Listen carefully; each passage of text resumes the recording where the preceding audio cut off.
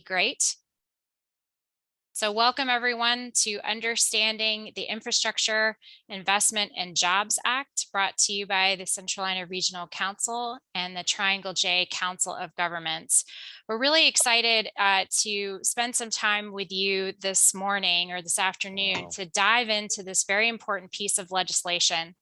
When we decided to host this session jointly for all of our members, we thought it was a really important opportunity to talk about the transformative investments that will be coming through this bipartisan piece of legislation that I know we've all been watching and waiting and hoping that Congress would take action on. So we just had impeccable timing, and we're really excited that it worked out well, that we were able to not just host this session today, but also talk about the session and the investments, because this bill has been passed.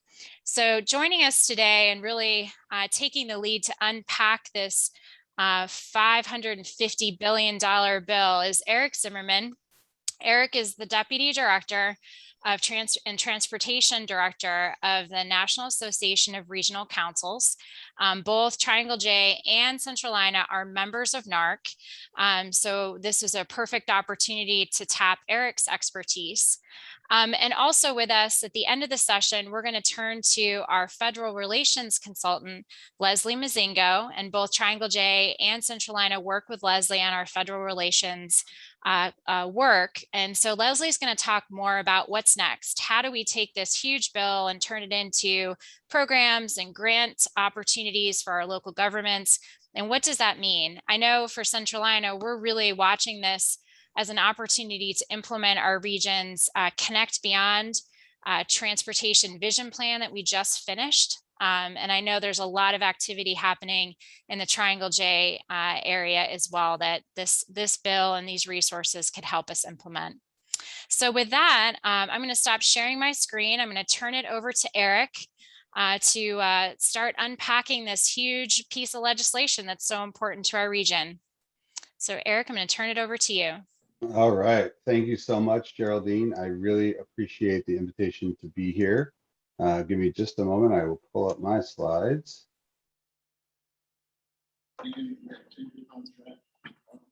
Okay, there we go.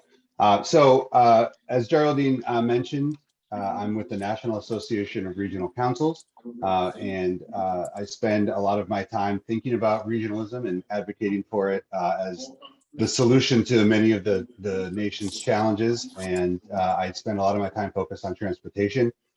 This has been threatened to be Infrastructure Week for a very long time. We finally are in Infrastructure Week now. And I'm happy to be here to talk to you about what this legislation contains. Obviously, we're talking primarily today about the infrastructure bill, which is the $1.2 trillion investment in what they call hard infrastructure. That includes a full reauthorization of the nation's transportation program. The House passed this bill very late on Friday night by a 228 to 206 vote with a number of Republicans, 14 Republicans voting for the legislation, making it bipartisan in nature. It also passed the Senate on a similarly on an even more lopsided bipartisan fashion with 69 folks voting for it, senators voting for it there. And now the bill does go to the president for his signature. And this bill is baked. It's done. It is just going to need the president's signature to go into force. I will note that anything you read and learned about the bill in August when the Senate passed it, that still holds now. Nothing changed between the Senate passage and the House passage, because otherwise it would have had to have gone back to the Senate, and they wanted to avoid that vote. So what they passed last week is exactly the same as what they passed, the Senate passed in August. So anything you read about it then still holds true. We still do have a bit of a dysfunction junction going on as they're working to figure out what to do with the reconciliation package focused on what they're calling sort of soft infrastructure or human infrastructure. Government funding runs out on December 3rd. The debt ceiling also runs out somewhere around early December. But thankfully, for those of us in the transportation world, a lot of our problems have now been solved with the passage of this bill. So let's get into some of the details about the package. I think everybody knows the broad outlines. This is the bipartisan infrastructure deal. The acronym is not so nice because it's a little tough to say as a word, but it's Infrastructure Investment and Jobs Act. This was negotiated by 21 senators, endorsed by 21 senators, including both of North Carolina's senators, really negotiated by 10 moderate senators to get to this final package. Broadly, $1.2 trillion in total spending. About $550 billion of that is new spending. This includes a full transportation reauthorization, water infrastructure reauthorization, also has broad funding for electricity generation and distribution, electric vehicles, resiliency, airports, broadband. We'll get into a little bit of that as we go forward. I love these charts that sort of break things down, give you a little bit of a sense of the relative investment that's contained in the bill. Each little section is, relative to the overall size of its investment within the bill. So you can see about half of the new funding. This is the $550 billion new investments. About half of that is going toward transportation. You can see the breakdown with roads, bridges getting about 110 billion, rail getting 66 billion, airports 39 billion, public transit. Airports 25 billion, public transit 39 billion, and so on. But there's also significant investment in some other areas. One bucket they're calling energy, environment, and climate, which contains that water infrastructure investment, a significant investment in resilience, power infrastructure. You can see $65 billion, a very large investment there, and then environmental remediation, mine cleanup, and the like, an investment there. And then finally, the last category is a very significant investment in broadband across the nation. So that's going to be a very important investment as we go forward as well. So not everything in this bill is transportation. I'm going to focus a lot on the transportation section today, but there are some other things to be aware of that are in this bill. So in total, in this bill, USDOT is going to get about just shy of $570 billion in total resources. About 350 billion of that will be for federal highways, about $91 billion of that for federal transit. And of the $550 billion in new spending, as I mentioned, about half of that, about $274 billion of that goes to the Department of Transportation. So we do have a full FAST Act reauthorization contained in this bill. I'm not going to run through every program, but you get a sense there. The key ones really being Surface Transportation Block Grant Program, because of course that is an important tool for investing on local projects. Gets a 24% increase. You can see a little farther down the TAP program, which is really part of the STBGP at this point, has an extremely significant increase of over 70% to that program. That's primarily for bicycle and pedestrian type projects.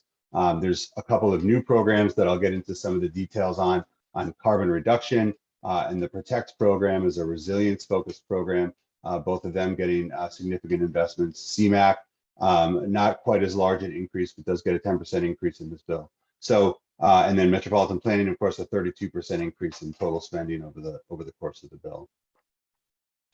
So one of the things that I think is important to point out in the breakdown of this bill, there are a couple of new formula programs. As I mentioned, I will get into some of those, but a lot of what this bill does is actually through on the discretionary side of things. So many of the new programs are going to be discretionary in nature, meaning you as a community or you as an MPO or a state or whoever is eligible under these programs is going to have to put together some kind of application, submit that to USDOT, and then the decision on what projects get funded and what entities receive that funding is going to be made there in Washington by the Secretary's office. So I think that's an important breakdown. Some of this funding will go out by formula, so each state and therefore then each local area will get some portion of it, but many of them will be discretionary. So the new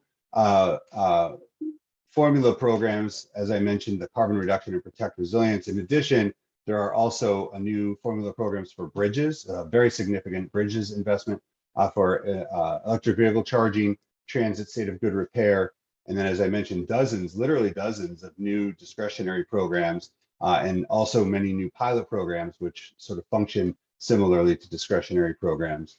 And just to give you a little sense of what this means for metropolitan and regional planning, the number of sections within the bill that contain some element that impacts or involves MPOs and regional transportation planning organizations. There are 42 different sections that have some bearing there.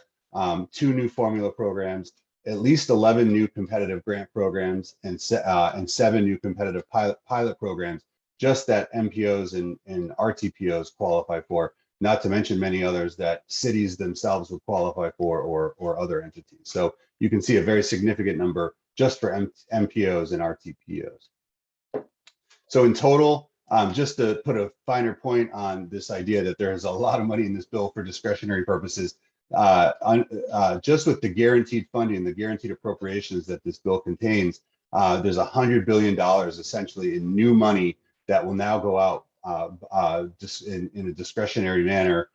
Therefore, decisions on this being made at USDOT, that's a very, very significant investment, something that we've certainly never seen, probably ever, quite frankly, to this extent.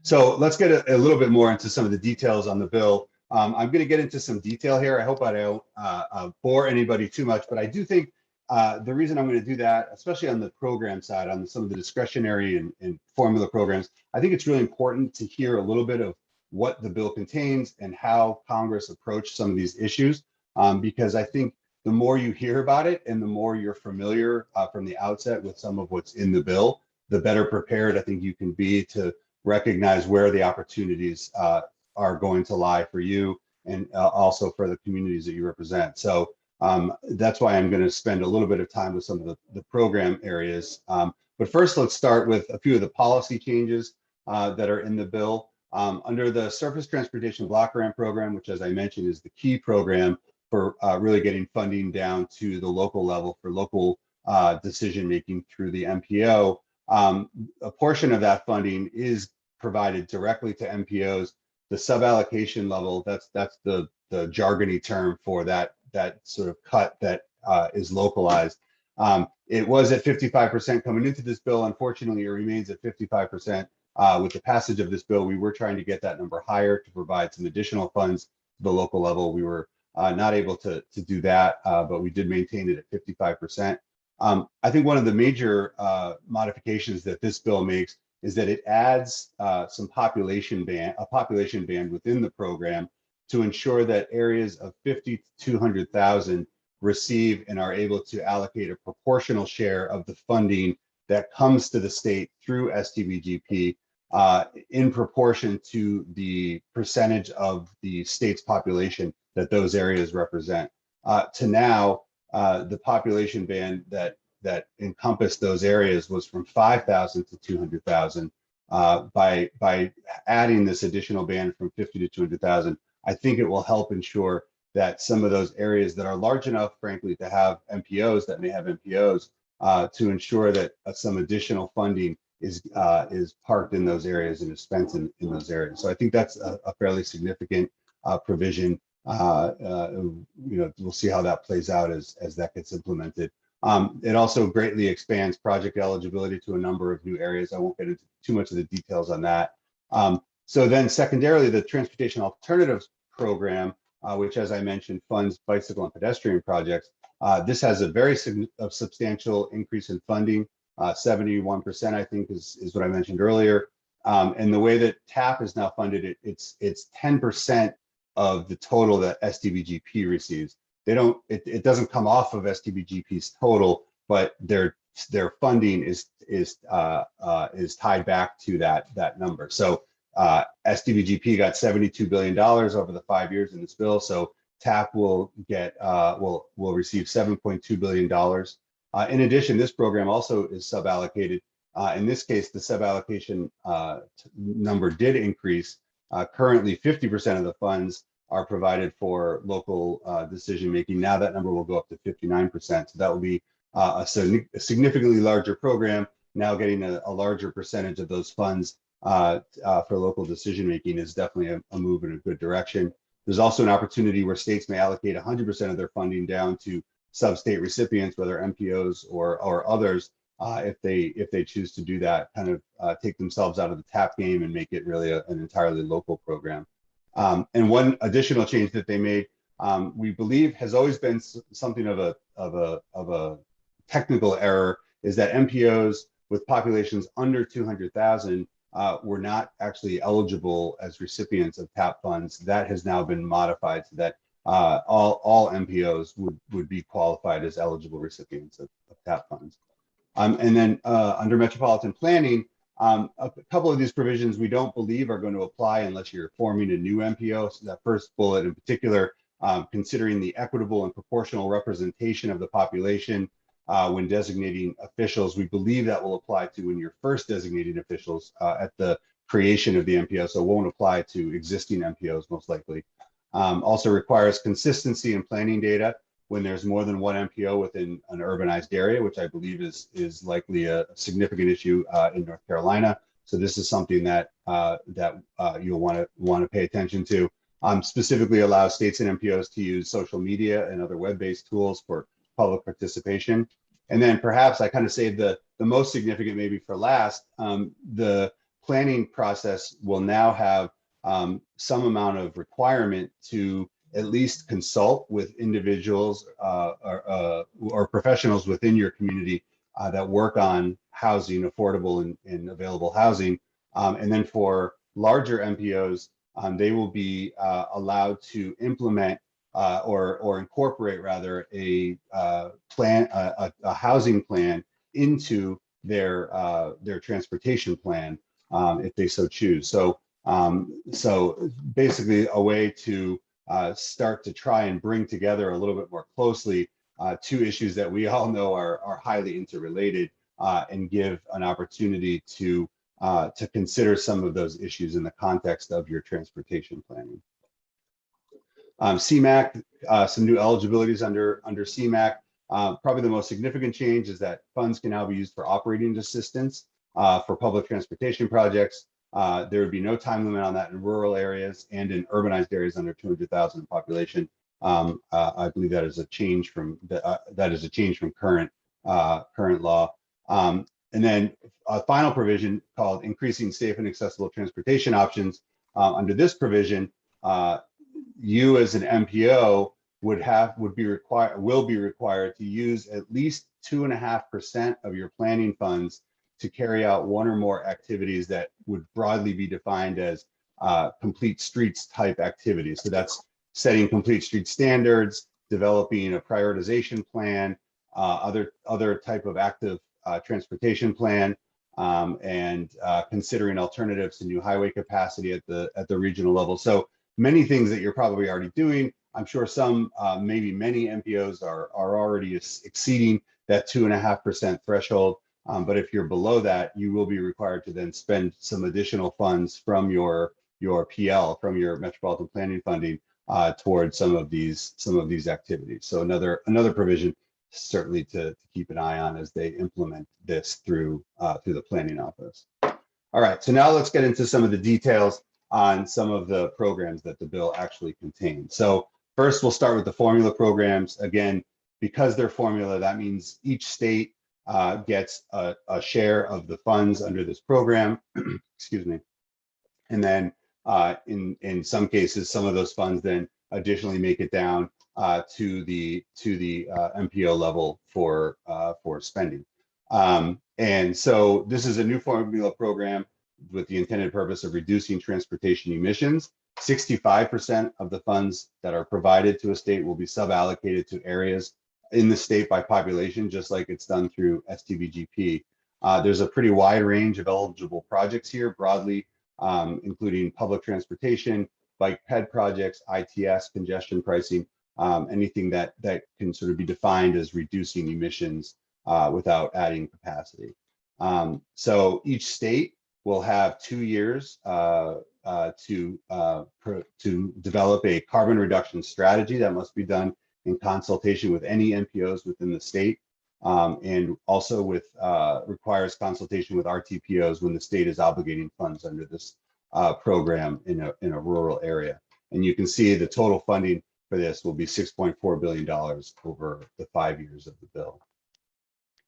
The other new formula program is the PROTECT program. I'm sorry, I did not write down the acronym and it's really long, so I don't remember it off the top of my head. But this is a new program that's going to focus on resilience improvements. This contains both a formula component which funding will go primarily to state DOTs, but then does have a competitive grant component for which MPOs are broadly eligible under those competitive grants.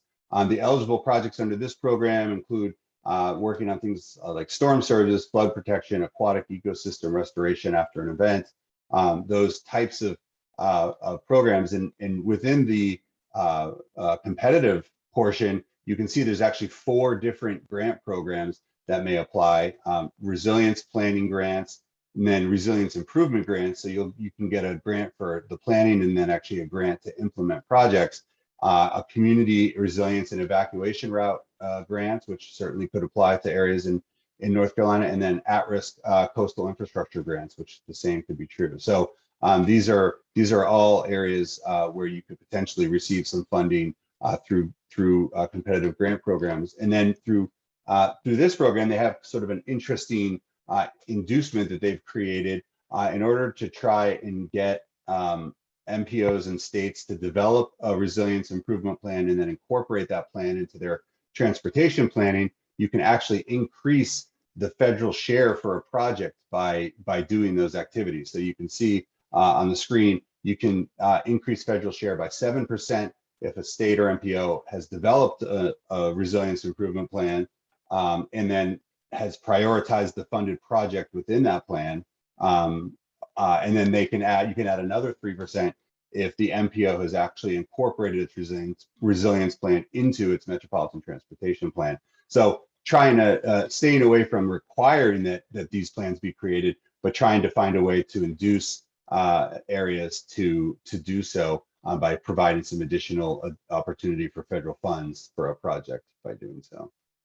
So those are the 2 formula programs. I'm going to talk in a little bit of detail about a number of the competitive programs. I want to stress, as I mentioned, at some point, there are somewhere in the vicinity of like a dozen new programs. I'm certainly not going to take the time to go through all of them. I would certainly be putting you all to sleep, more so than I am already with all this detail. But hopefully, again, I'll give you a little bit of a sample. I have an analysis on our website at narc.org that goes into, I have a summary document that goes into all of the programs that have some bearing or some involvement of MPOs, RTPOs, in regional planning in general. So you can certainly check that out to get some more detail. But I'm going to go through a few of these very quickly.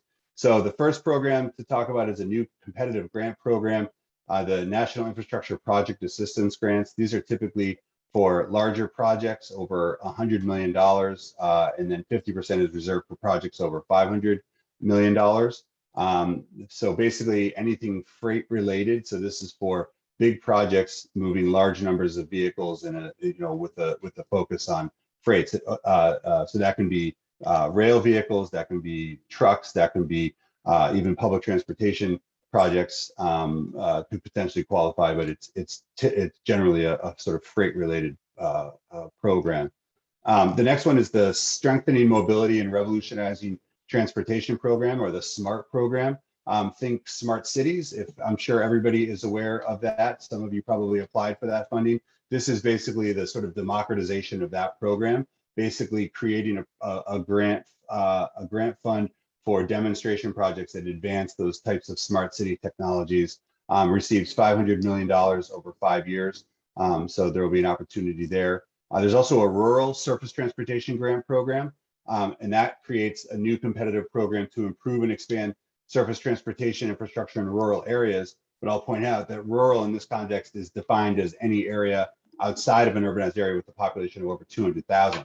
So that can still be some fairly large communities that would qualify for this, perhaps not areas you would typically think of as necessarily rural. And then there's a Safe Streets and Roads for All program to support Vision Zero type planning and projects, which requires the development of a comprehensive safety action plan, and that will happen at likely at the MPO level. The funding for this is $1 billion over 5 years.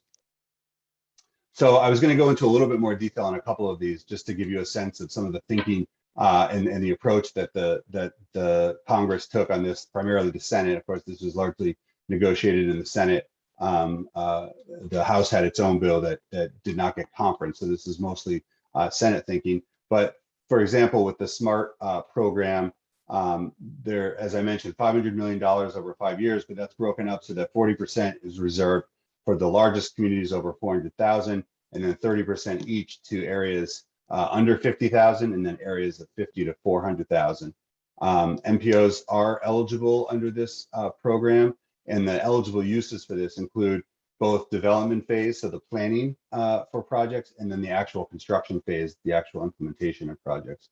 It does come with extensive reporting requirements, which is understandable given that DOT wants, these are sort of proof of concept type approaches, and so DOT wants to see if these are the types of things that it should be encouraging and funding in the future. So you can see some of the types of projects that would qualify under this program. Everything from coordinated automation and connected vehicles, traffic signals, smart grid, a significant list of different types of projects.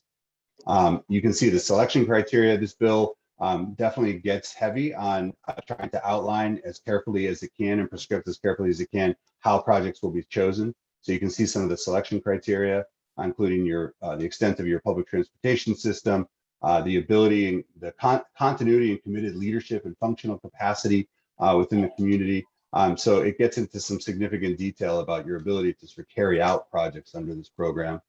And then again, I'm not going to certainly read through this whole list, but you can see some of the selection criteria, and they'll consider how impactful your project would be to deal with any of this long list of items that are listed here. So again, Congress trying to really get into some of the nitty gritty. So part of the reason I'm pointing that out is you can get a pretty good sense for how some of these programs are probably going to operate once they're implemented, because Congress did provide a pretty high level of detail as to what they're expecting DOT to use to sort of evaluate these projects. And then again, an additional set of factors that would cause a project to be prioritized in the as they're making their selections. So again, some additional detail that will help point you in a direction when it comes to considering projects under a program like this. So then let's talk a little bit about the Safe Streets and Roads for All program. As I mentioned, this is a new competitive grant program to support Vision Zero, $1 billion over 5 years. It does require that there be a comprehensive safety action plan developed aimed at preventing transportation-related fatalities and serious injuries in a locality. You can see some of the elements of the plan, goals and timelines, analyzing data, taking a data-driven approach to the projects chosen, and then evaluating outcomes. MPOs are eligible under this, requires some reporting to the secretary over time, of course, as I think most of these projects do. So one thing I'll point out is that actually 40% of the provided funding, as is written into the bill, is actually set aside just for the development of the plan itself. So there will be some fairly significant resources provided, most likely for the development of those action plans. But then funds can also be used for planning, design, and development of projects, and then to actually carry out the projects or strategies themselves. Again, you can see the detail that Congress goes into with some of its selection criteria that it outlines within the bill. I won't read through it, but again, it starts to give you an idea if this is the type of program that you think you have a project that would be successful in. And then finally, the Active Transportation Infrastructure Investment Program, again, just giving you a little sampling of some of the different programs that are in here. New competitive grants for safe and connected active transportation facilities. So this would be for sort of transportation spines, so longer distance bike trail type projects. Does include some specific funding for planning, though admittedly not a lot. In a $1 billion program, it does have $3 million a year for planning and design grants. And you can see 30% to work on networks that connect people with the places they want to go. 30% for these active transportation spines. And you can see 80% federal share, but it can go much higher in areas with, it can go up to as high as 100% in areas with areas of high poverty. MPOs and RTPOs are eligible for under this. And you can see eligible projects are active transportation projects that are regional in nature and that cost more than $15 million. So this is for sort of larger scale active transportation investments across either within a city or even, as I mentioned, across a region. So some new opportunities. So then a few of the pilot programs, a lot of these will act similar to the discretionary grants in that it's smaller pots of money for more specific purposes, but you'll still be likely applying to USDOT for participation. The first one isn't specifically MPO related, but I think it's really important and one that there's a lot of interest in across the country. And that is a pilot program to study the idea of a per mileage user fee to fund the nation's transportation program. Obviously, we're using a gas tax currently, which is declining in its ability to support our system. So an alternative does need to be found. This is thought of as one potential opportunity. And so we won't know until we give it a study and give it a try and see how it works. And so the bill does provide some funding for that. There's also a prioritization process pilot program. This is specifically an MPO related program to allow you to receive some funding to work on developing a scoring basis for choosing your projects that go into your transportation plan. And developing criteria and then using those criteria to sort of rate projects and then choosing the highest rated project. So there's some funding to support that. And again, that's primarily, that is all for MPO purposes. There's also a Reconnecting Communities pilot program. This is a huge program that the administration really has pushed on. This is to study either modifying or tearing down facilities that otherwise divide communities. Think an interstate through a center city. So there's significant investment in this bill, there's a very significant planning grant component in here, and then additionally a very significant investment for construction grants. And actually, if the reconciliation bill does go, there's an additional investment in that bill that would go toward this program as well. So this will be a very significant program in all. Couple more, the Transportation Access Pilot Program.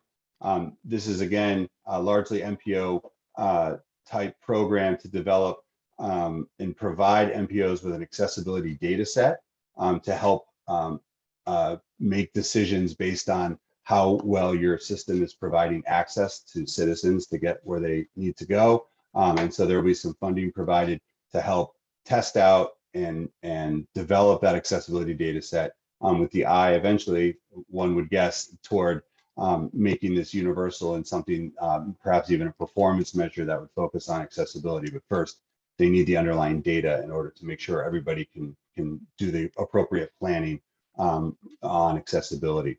Final one, I don't know how important some of these are. I think they play differently in different places, but wildland crossing safety to reduce wildlife vehicle collisions. 60% of the money has to go to rural areas. It's $350 million over the life of the bill. MPOs are eligible to apply for these funds. So I know some areas certainly this will play more in some areas than others, but again, giving you a little sample of what's in here. So that's hopefully folks are still with me and nobody has fallen asleep too badly. I did want to make one last point, and that is, you would think with all of this amazing new funding rather that we're receiving and all this new spending that's going to be going on, that they must have somehow solved all of the problems with the Highway Trust Fund. Of course, if you've been paying attention at all, you know that that's just absolutely not really in the cards, and not something that Congress really even has much interest in doing. So the IIJA, in order to get around the problem of the shrinking or the growing chasm between how much we collect in gas tax and how much we spend on transportation, once again just made a big old transfer from the general fund into the Highway Trust Fund, $118 billion. $90 billion of that will go into the highway account, $28 billion into the transit account. And you can see the total there in bright green in the middle of the screen. That brings our total transfers since we started transferring back in 2008 to support the trust fund to $270 billion. We're really starting to get up there to a number that is really starting to grow. And in fact, not only does the IIJA really do nothing to solve highway trust fund solvency, save for maybe that study that I pointed out, which will not solve anything in this 5-year window, but perhaps could get us to a solution later. So not only does it really do nothing to solve our immediate the immediate solvency issues, it really makes them much worse because now the funding levels are that much higher. We know that the collections of gas tax are going that much lower, and so we're creating an even bigger chasm, and therefore that future cliff, the amount we need to transfer to support the next reauthorization, if that's what we end up doing, is going to be even that much bigger. So this time it was 118. Maybe next time it's 180 that we have to transfer in order to keep the trust fund solvent through 5 years. So a lot of work to be done here. It's hard to see where the solutions are going to be, but something that is worth keeping an eye on. I know Leslie's going to do the what's next, so I'll skip to my contact. Love to hear from you, but more importantly, go find that analysis if you're interested at narc.org. It's got probably more detail than you could handle, but it'll give you a really good sense of what's in here at the regional and metropolitan levels. So thank you very much, and I look forward to questions. Thank you so much, Erich. That was a ton of really great information. Before we turn it to Leslie to talk through some of the next steps, and I see, Bob, your question in the chat about rulemaking. Leslie's going to get to that in just a moment. Just want to take a pause here and see if there's questions about all these components that Erich just went through in detail, but in a speedy way. And we know there's going to be lots of more information flowing on this. I'm actually going to call on Centralina's Regional Planning Director, Michelle Nance. Michelle's on deck with a question. Michelle? Thank you, Geraldine. I was just curious, in all the changes that have been made to the new grant programs, is there increased accessibility for regional councils? In other words, in terms of applying for some of these grants, or should we continue to work through our MPOs on some of these? So I would say that a lot of it is going to be MPO. If you have an RTPO, then there's some additional opportunity there. And now I'm speaking largely in the transportation context. I think there might be some additional opportunities more broadly in some of the other sections of the bill potentially. But a lot of the transportation, I think, will largely be through MPOs. But I think there are a few sections of the bill where there may be some new opportunity where they sort of more broadly define, a regional type entity as being eligible for some of the funds. So I think you should keep your eye out for but hopefully they're going to do this in a really good comprehensive way so that each entity that's involved will be able to see the exact things that they might qualify for as they start to implement these. So. Thanks, Erich. So just invite anyone to come off of mute or drop a question into the chat. I know there's a lot of information that Erich went through, but anything pique your interest or curious about and have some more detailed questions.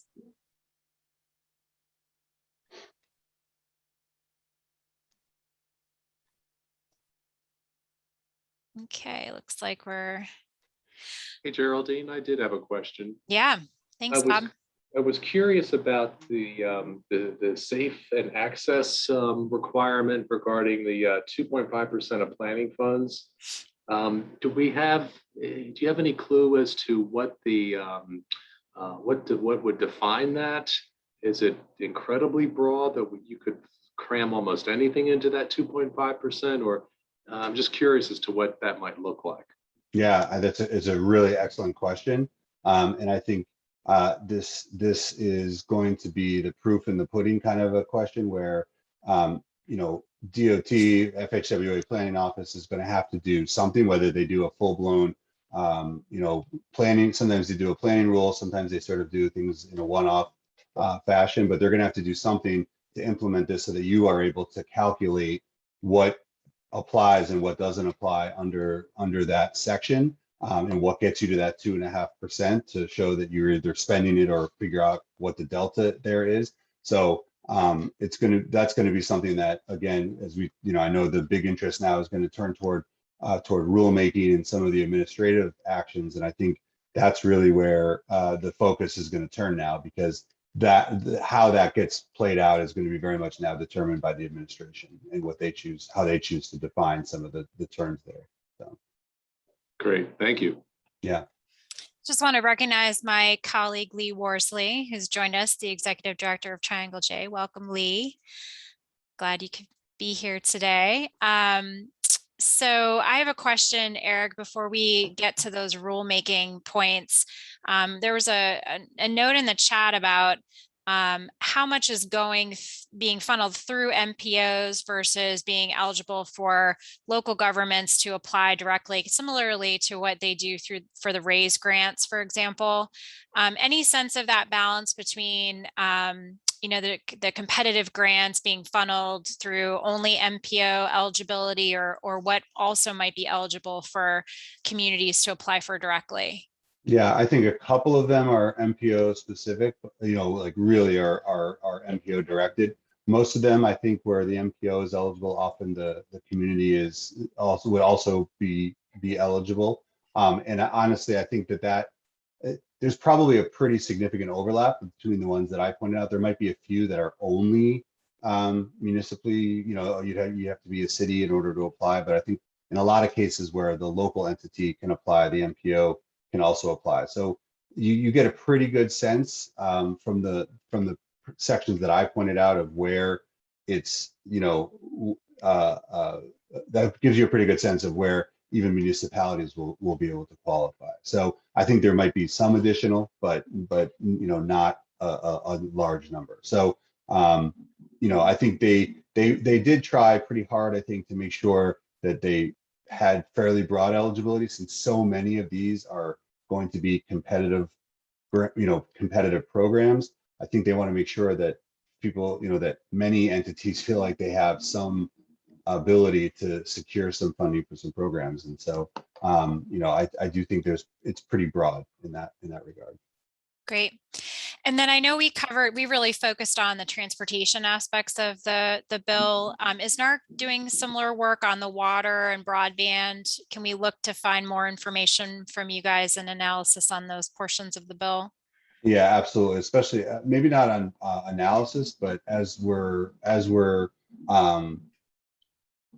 are figuring out how those are going to be implemented, especially on the broadband side, that's going to be of particular interest. And then, some of the EV charging, which really lies outside of the reauthorization, elements like that. We're working to figure out how we can work with the agencies in question to make sure that we, again, make regional councils as eligible as possible. But if anybody has specific questions on those pieces of the legislation, feel free to reach out, and we can certainly answer anything that folks want to know about those too. Great, thank you so much. Yeah, Great. thanks. With that, we're going to turn more to some kind of on the ground practical. How do we get access to this money, and what do Centralina and Triangle J communities need to know? So really delighted to introduce and reintroduce to many of you, since she's familiar to a lot of us on the call, Leslie Mozingo from Strategics Consulting. Leslie works with both of our councils of government on federal relations, and she's going to talk to us about what's next. Leslie? Perfect, thanks. Thank you, Geraldine. Is my screen sharing, Leslie? Do you have your slide up? Okay. I believe it is. Yes, I can see it. So good afternoon, everybody. Thank you for joining us today. I know that was a lot of information. I want to tell you that Erich is a star to have already been able to dissect all of this. I highly, highly encourage you to go to his analysis on the NARC website to get into a lot of as he mentioned, there are more than a dozen new programs just in transportation that there's some additional detail there in terms of what it might look like in terms of criteria when they get to the point of putting out the NOFA. So I really want to encourage you to take a look at that. I'm also going to encourage you to go to the NACO website. I'm sure NLC will have the same, but NACO has also analyzed the other components of the bill to cover climate, rail, airports, ports, energy and environment, public lands, and Western, well, we don't care about what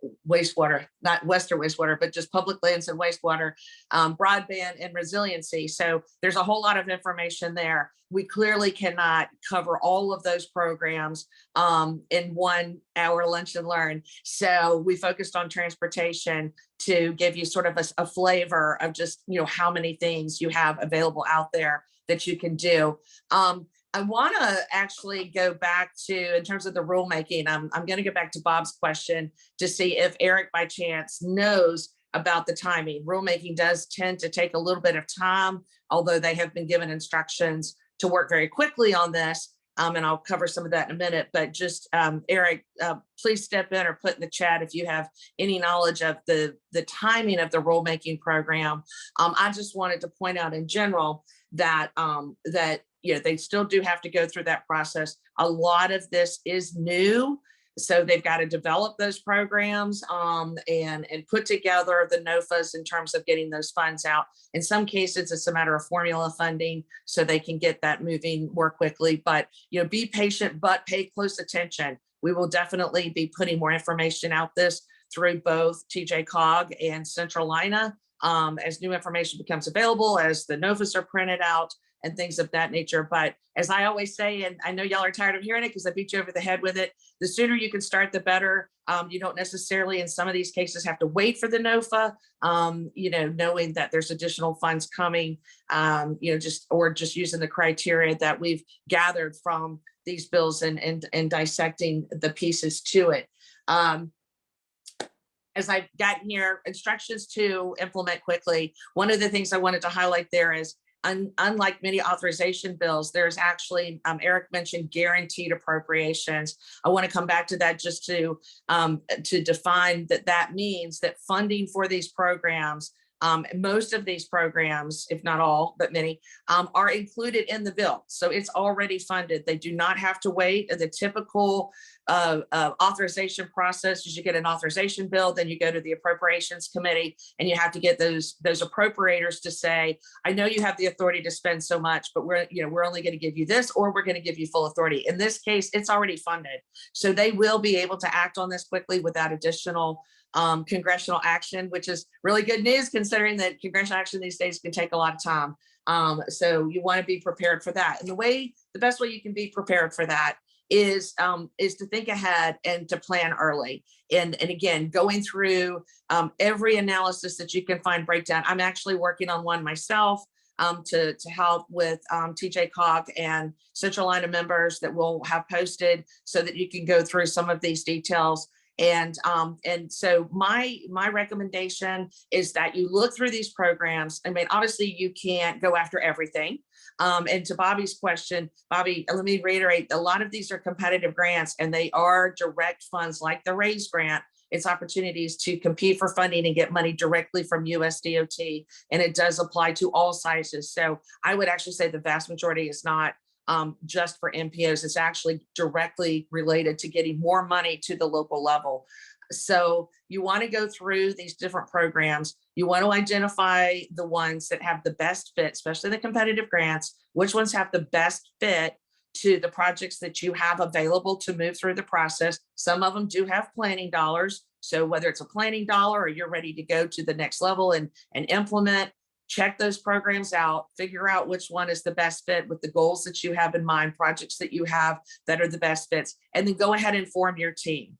Put your team together that can help you decide what pieces you're going to need, what memorandums of understanding are you going to need, what kind of match are you going to need, outlining your project in a way that fits whatever criteria that at this point.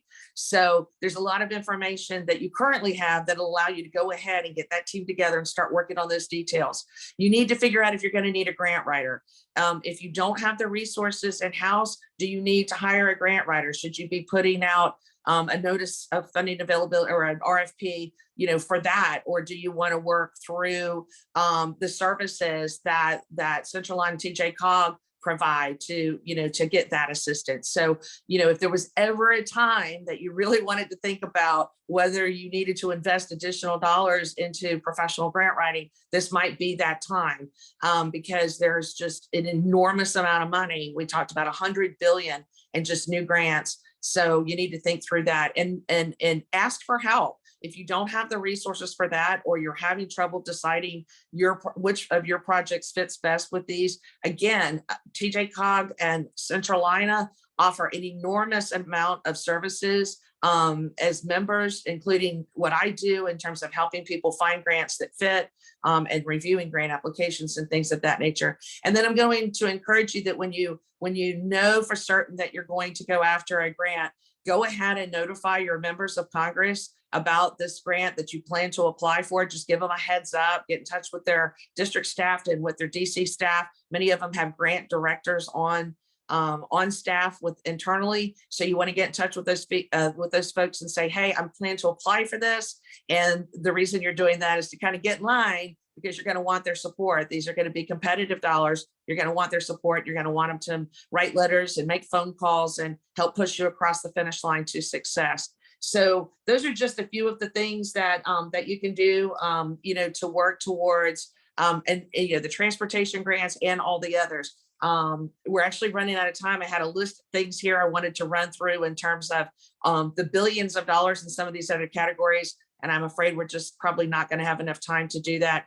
But happy to answer questions. Again, look for additional information coming on all these different programs, and do reach out to your regional councils, to your COGs to get help. And so we can grab every dollar that's available and bring it back to our regions. So thanks. I'll turn it back to you, Geraldine. Thanks, Leslie. It's Elena. I'm actually going to take over from here. Okay. Close remarks. So as Leslie mentioned, we are happy to talk with anyone who has project ideas or has more questions about all of these funding opportunities. Obviously, there's lots of materials that haven't been put out yet that are being worked through at the federal level. And so I will encourage everyone, both at TJCGO and Centralina, to use the resources that are available to you. Centralina members have a portal. After my remarks, I'm going to be putting in the chat a link to a funding newsletter that TJCGO puts out, and that will have updates similar to what Leslie was mentioning about analysis of the bill and other funding opportunities outside of transportation. But just a strong encouragement, our contact information is on the slide, to please let us know if you would like to talk through things. We've got some great staff specifically on transportation, on resilience, on all these topics, who are happy to talk through anything with all of you. So thank you, everyone. And if you have other questions, you can just reach out to us following the webinar. And for Centralina, go ahead, Lana. Go ahead. I was just going to say that Centralina members have the portal in the chat right now. Great. Thank you, everyone, for joining us. We really appreciate it. Thank you, Leslie. Thank you, Erich. We look forward to hearing from you and bringing all this money to North Carolina and to our regions. Take care, everyone.